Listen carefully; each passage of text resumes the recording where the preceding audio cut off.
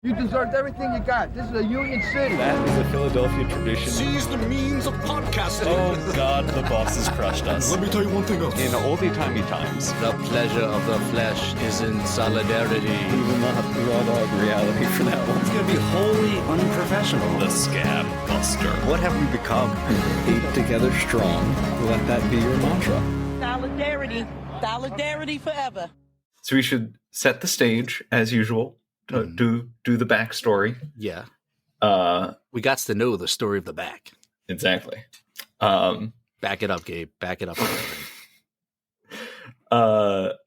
So King's Farm was owned by Carl C. King. Okay. And Carl C. King was born in Plevna, Kansas in 1897. Carl C. King from Kansas. Yes. Sorry, my cat has decided that she wants to be involved tonight. So Carl King, attended the Kansas State Teachers College at Emporia, Kansas. Okay. And then went on to Columbia University in New York. Can you not rub the microphone? Sorry. Sorry, Gabe. You don't need to talk to me like that, though, buddy. And then Columbia University, and then he went to the Wharton School of Business. Ooh, okay. So both him and I think Trump went to Wharton School. So a fine school that turns out just the best in America. So he was an officer in the U.S. Navy in World War I.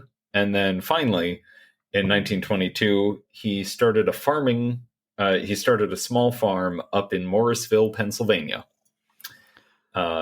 Morrisville is another small town. Well, at the time it was a small town in southeastern PA, basically like immediately across the Delaware from Trenton.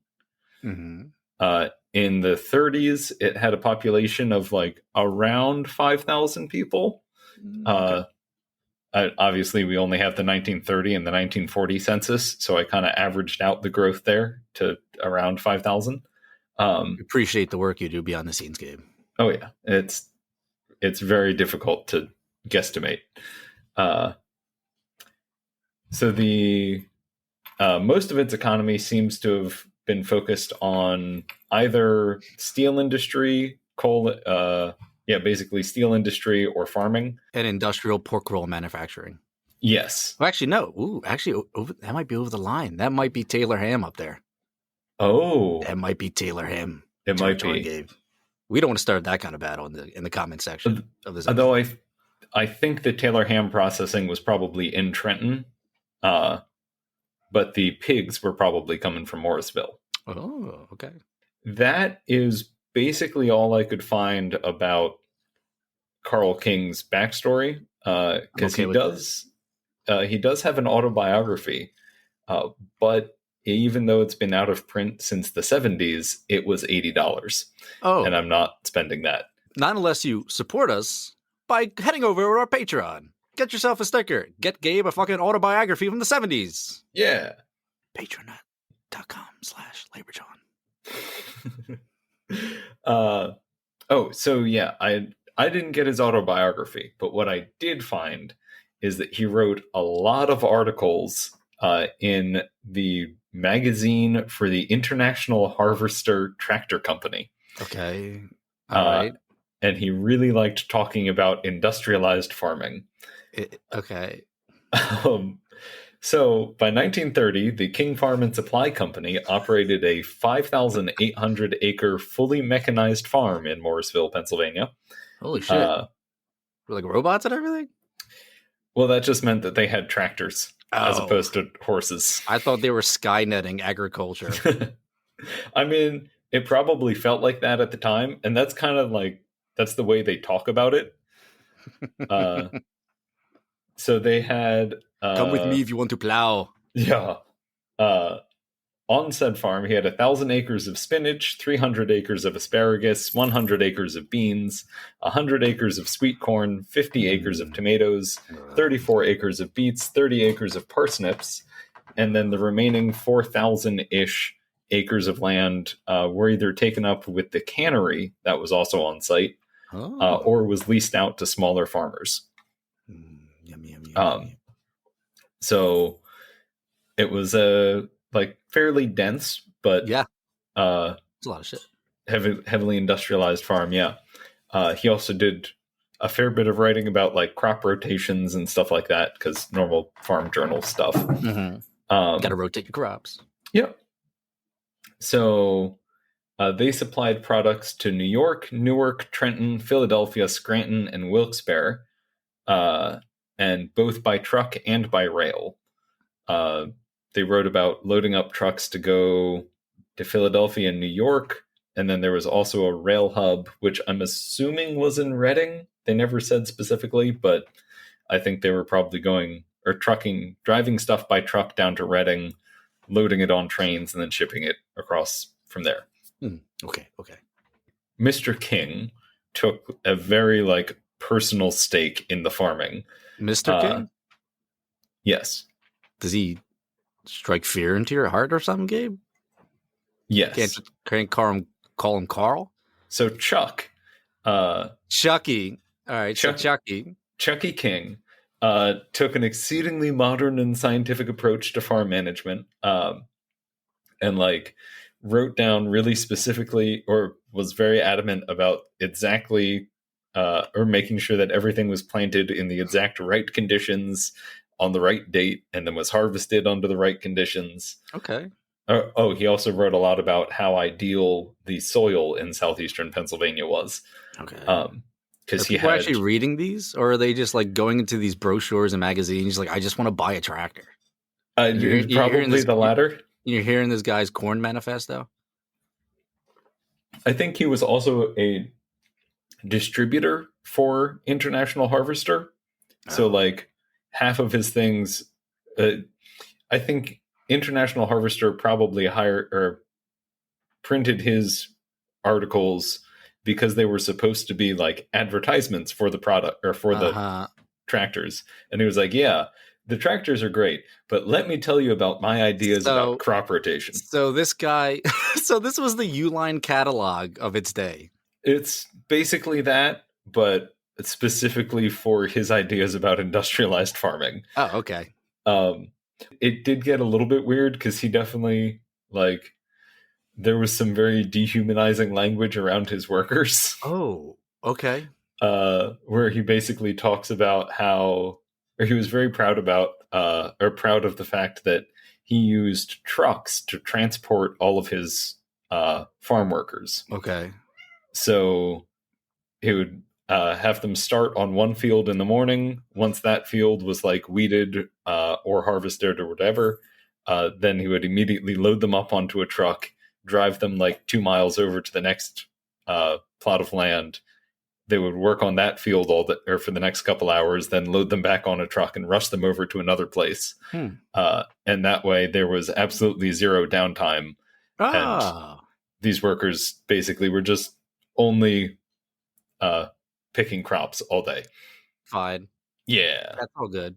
Yeah. Oh, he also talked a lot about how nice tractors and trucks were because you didn't need to care for them or feed them or house them in a barn or anything like that. And so they were far superior to horses. How do you think those trucks feel, man? We know like the caliber of the person that Chucky King is. Yeah. Mr. King. Mr. King. I'm back to calling him Mr. King. I'm scared of this guy. He has a large array of farming equipment. Yeah. I'll just see a combine harvester coming through my living room tomorrow. Well, he's got a brand new combine harvester. So now we'll talk about the workers. Oh man, do we have to? I know it's boring. That's all we ever do is talk about the workers.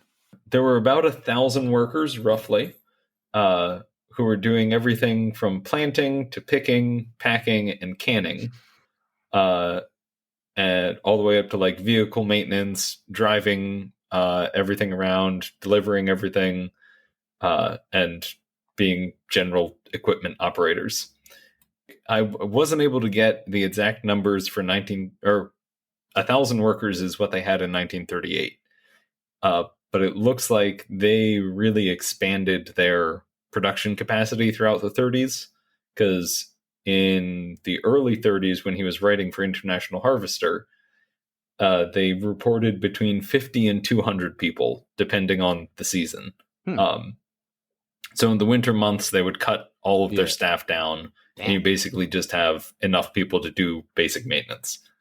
But then from spring to fall, you had, or there was a huge influx. They'd ramp everything up really quickly, and then it was like going gangbusters all summer, and then everyone gets fired, and they have to go back to the city to find work. Oh, nice. Yeah, it was a great system. I thought they were just going to give them a 3-month break for all the breaks that they did not get when they were jumping in from field to field. Well, you know how I mentioned that farm workers were excluded from the Fair Labor Standards Act? I thought it was just like those lazy teachers who get 2-3 months break in the summer. It was lazy, overpaid teachers. Mm-hmm. Basically, processing on the farm was like a 24/7 affair during the busy months. Every workday would start with crews going out. Each crew was headed by a foreman. The foreman was trained, was specifically selected and trained by by Chucky King, and his manager, Mr. Thompson. Okay. Once everything was harvested, it would then be trucked into the packing house, where it would get sorted, packed, and loaded back onto trucks, which would then leave the farm around 5 or 6 p.m., bound for all of the cities in the area. They were expected to make it to New York City by 9 p.m. Then the drivers would spend about 2 hours unloading, by hand, mind you, and then would occasionally reload the trucks with fertilizer, lime, manure, empty bushel baskets, or whatever other equipment the farm would need. And then wouldn't get back to the farm until like 3 or 4 in the morning. Then presumably the truck drivers would get whatever sleep they could, and then basically repeat that whole thing the next day. Jesus. And I'm not sure who was doing the driving, but I know most of the labor on the farms themselves were Italian immigrants coming up from Philly. He mentioned, and he actually kind of like bragged about it in the International Harvester magazine, that he used a lot of Italian immigrant labor in the early 30s. Okay. Which was probably just a way to cut costs, but now we can insource our pizza parties. Hey! Yeah. I mean, they grew tomatoes, so there you go. All you need. Finally, when the workers were on site, they were all put up in housing because they were mostly from Philly. And this is where our first image comes into play. So if you can take a look at the picture that I just sent you. It is, if I may describe it. Yes. It is a woman figure, or a person wearing a dress, rather, inside of a screen door of a very, quite shabby looking place. Windows are kind of sideways and missing some panes. Overgrown grass.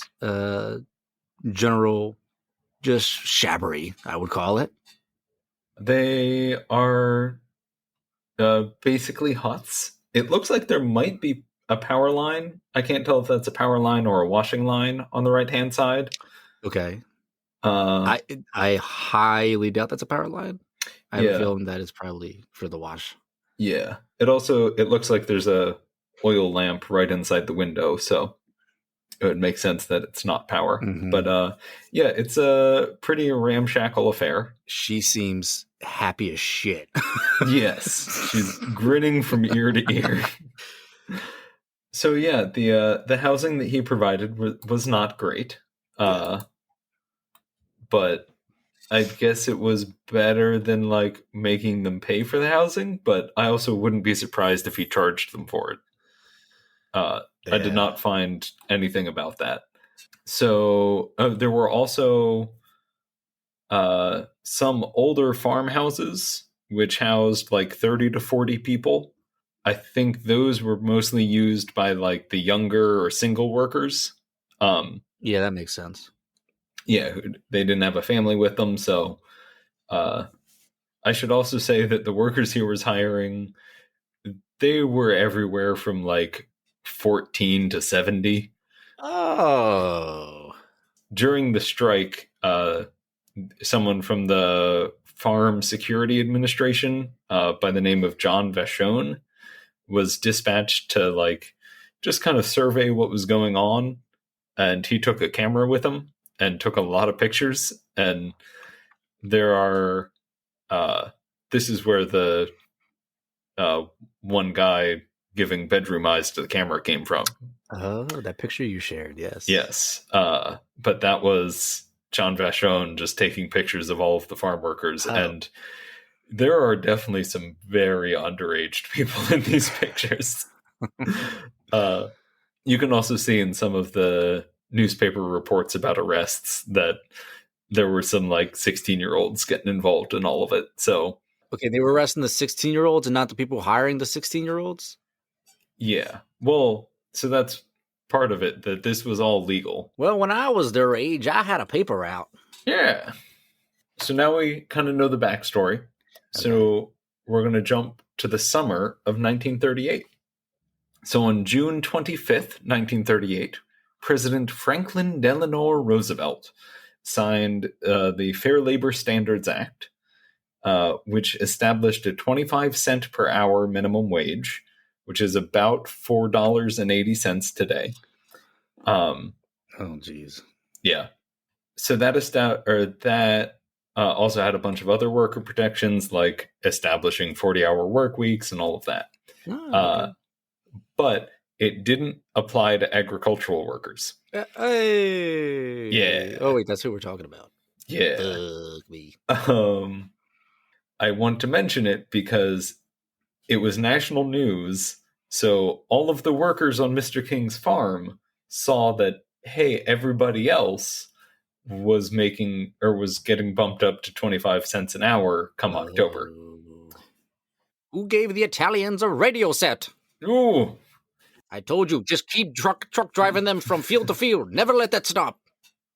Keep the trucks on time. Honestly, I wouldn't be surprised if they removed all of the radios from the trucks. That was June 25th. July 16th, 1938. It was announced that the workers at King's Farm would have their wages cut to 17 cents an hour. Okay. So they just saw every other industry get a raise, and then they found out.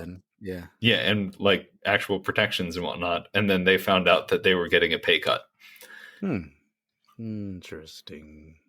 I haven't been able to confirm this, but from what I can tell, organizers from the CIO's United Canneries Agricultural Packing House and Allied Workers of America, so UCAPAWA, if you want to figure out how that's pronounced. UCAPAWA? UCAPAWA? Yeah, that's what I said. UCAPAWA. Anyway, UCAPAWA organizers were already present on the farm, working on kind of building the ground organization needed to unionize. I am fairly certain that two of the organizers who were younger guys, were actually living in living in one of the houses with the 30 to 40 other farm workers. Because one of the pictures that John Vachon took, he mentions that two of the young men in the foreground were the organizers. Oh, okay. And they're in front of one of the big houses. So I think that's what was going on. Okay. Which, in terms of like building your ground game, is a really good idea, because effectively you have a captive audience every night. Then you also have the possibility that if you get found out if you get found out and the bosses find out you're trying to unionize, then everyone loses their home. So there was some risk. On Sunday, July 17th, after the July 16th announcement of an 8-cent pay cut, somewhere between 25 and 50 workers, different newspapers reported it differently, walked into the packing houses and shouted all out, and announced that they would be going on strike in protest of the wage cuts. Okay. So strike was on, and the first day went by pretty peacefully. They established a picket line and started trying to prevent scabs from going through the front gate. And started trying to get other workers to come join them on the picket line. The work in the packing houses continued, and it was reported that 8 large trucks of produce were able to make it out of the farm by that evening. So not a terribly effective picket line for the first day. Then at 6 a.m. on July 18th, strikers set up a picket line across the main thoroughfare into the farm, which prevented any other workers from entering. And apparently there were some fights. And there were some minor injuries reported. No major damage was reported. So it's basically like a bunch of fist fights in the street. In response to those couple scuffles, the state motor police were dispatched, and a criminal investigations unit came in from Doylestown, basically just beefing up security around the plant. The fighting itself only lasted about 2.5 hours, which I say only, but that's a fairly long street brawl. More importantly, the King's Farm management declared that work would be shut down for the safety of the workers and equipment until further notice. So getting slightly violent was successful. Yeah. So one thing that to note here is that because Chucky King was so extremely meticulous with his planting, having work shut down probably screwed up his scheduling a fair bit. Oh no. Yeah, because he had everything down to the day. Not Chucky's scheduling. Yeah. So he was probably real fucking pissed off. He seems to have been a little obsessive, and probably did not like that his calendar was getting messed up. It also probably messed up their bottom line a fair bit, because he had everything scheduled out to the hour.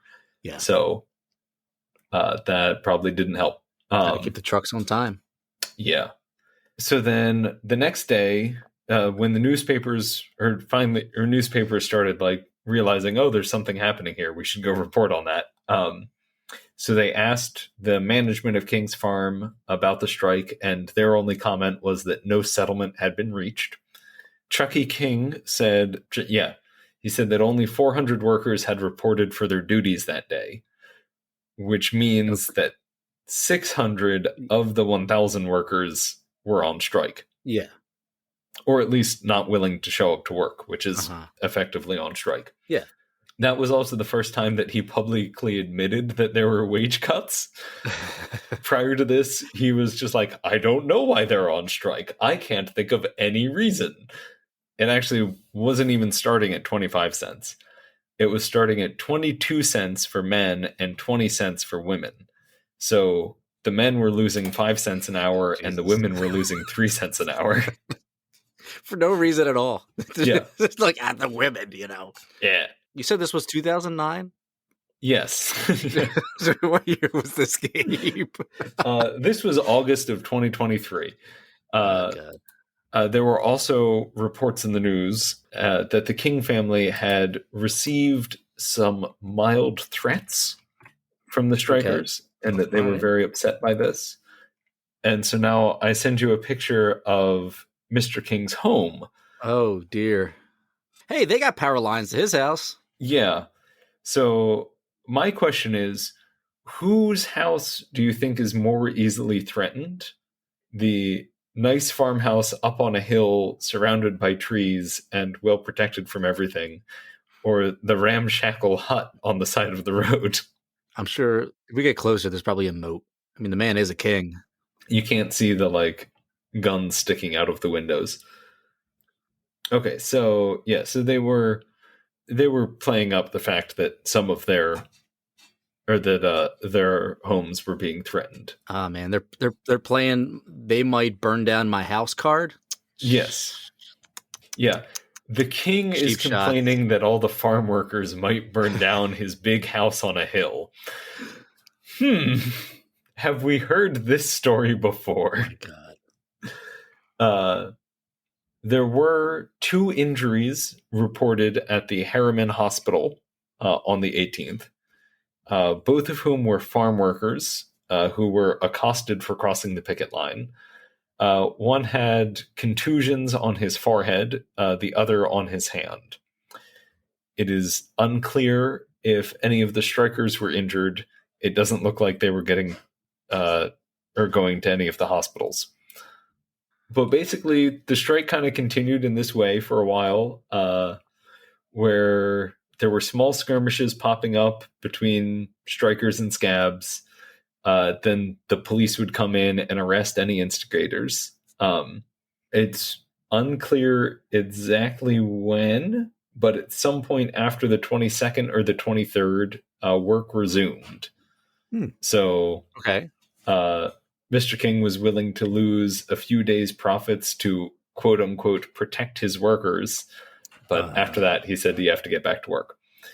That did, however, mean that there were now a lot more scabs trying to get through, and that there was now a lot more confrontations on the picket line.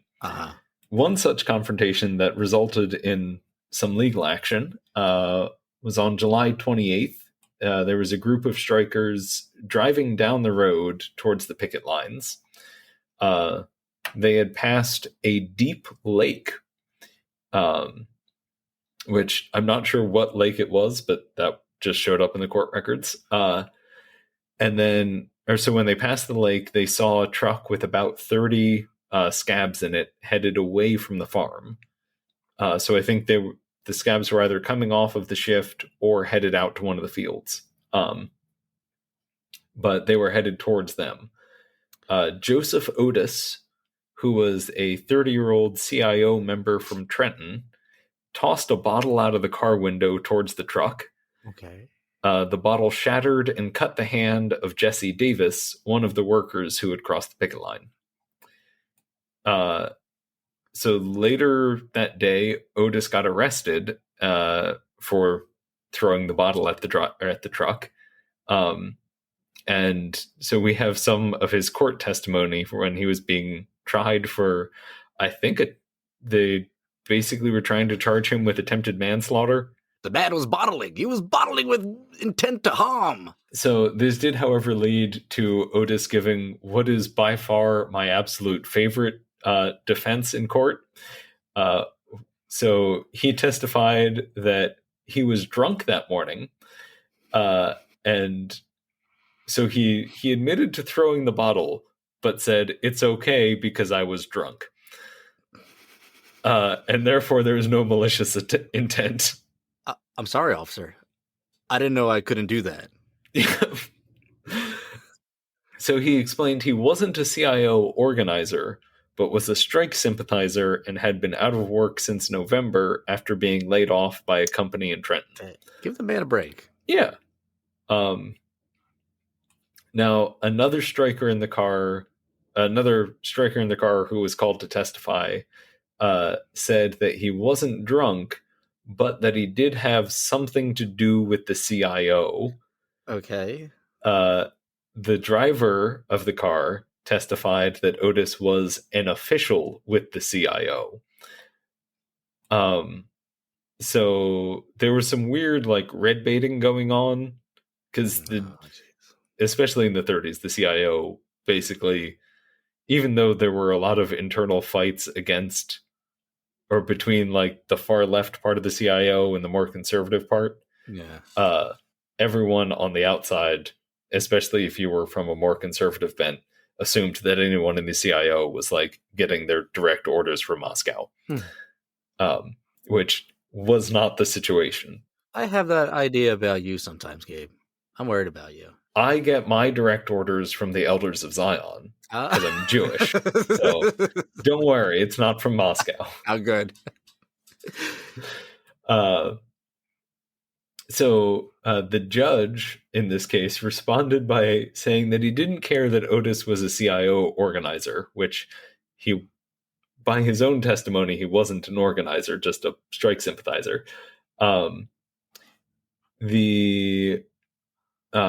But he stated that the people of Bucks County are concerned and still opposed to outsiders coming in here and taking the law into their own hands. Oh dear.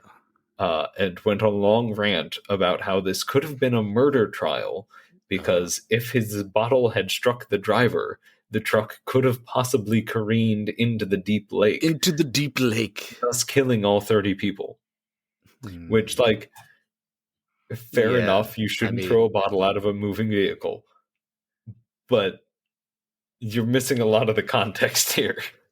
Namely, he was drunk and therefore shouldn't be tried for it. Okay. Yeah. So that is a valid excuse. Yes. Okay, I think so. I think that is the most valid defense you can have in court. Okay, so then there were 5 other arrests that I found out about, all of them on the 28th as well. 2 of them were Joseph and Francis Schiavone, who were 22 and 18 years old, respectively. They were from Tullytown, which is just south of Morrisville, and they were arrested for beating up a strikebreaker. Then that same day, 3 young women were also arrested.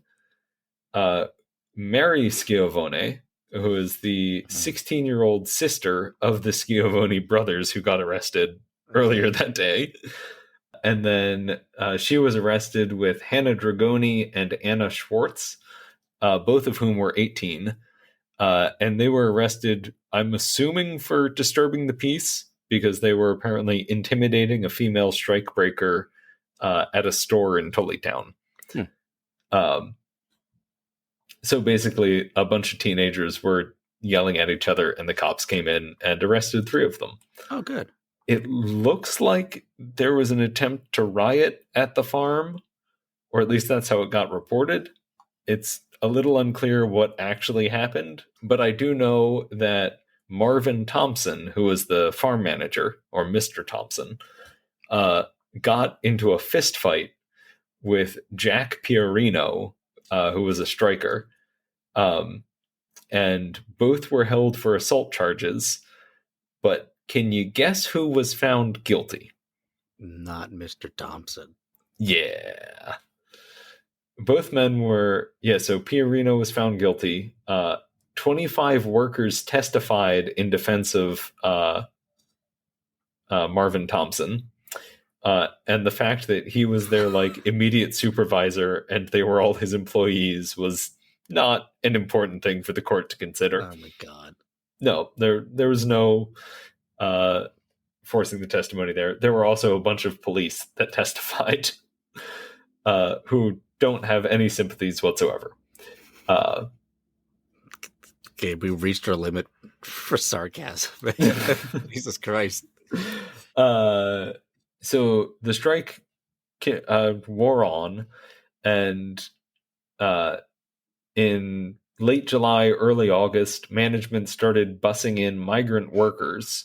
Looks from the photos, it looks to be a mixture of European immigrants and black workers from Philly. So they were bussed in to replace the strikers. And again, there were like frequent scuffles at the front gates and the normal fights that happen. But this allowed them to ramp production back up. So then between that and the frequent arrests of the strikers, the strike was eventually broken on August 4th, 1938. Yeah. Oh, man. After 18 days. Yeah, I don't really have anything else. I'm going to go eat 1,000 acres of spinach, 300 acres of asparagus, 100 acres of beans, 100 acres of sweet corn, 50 acres of tomato, 34 acres of beets, and 30 acres of parsnips. Hey, this is Gabe, and thanks for listening to the Labor Jawn podcast. So for now, we live in a system called capitalism. And under this system, you have to exchange currency for goods and or services. And to that end, Sam and I put a lot of time, effort, and a fair chunk of our own money into keeping this podcast available and generally free. And if you'd like to help support us doing that, you can give us some money at patreon.com/laborjawn. And if you choose to do so, we'll give you a fancy button every year, some cool merch, and an extra episode once a month, whenever possible, because life is hard, because capitalism. Anyway, we'd really appreciate your support if you've got a few bucks to spare. Also, if you happen to be a member of a union, and you want your fellow union members to learn about local labor history, we do commission work, like presentations, pamphlets, that kind of stuff. So if that sounds cool, you can shoot us an email at laborjawn@gmail.com or contact us through laborjawn.com or message us on social media or whatever's most convenient for you. But if that sounds interesting, feel free to reach out. And anyway, thanks for listening. Solidarity. Have fun.